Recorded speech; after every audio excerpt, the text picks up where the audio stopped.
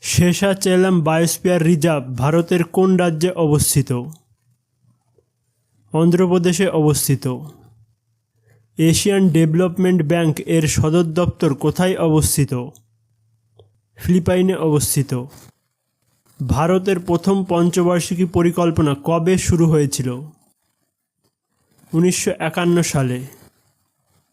শান্তিস্বরূপ ভাটনগর পুরস্কার কোন ক্ষেত্রে দেওয়া হয়?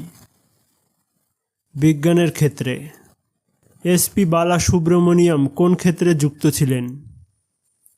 সঙ্গীত ক্ষেত্রে। 1884 সালের ভোপাল গ্যাস দুর্ঘটনায় নিচের কোন গ্যাসটি নির্গত হয়েছিল?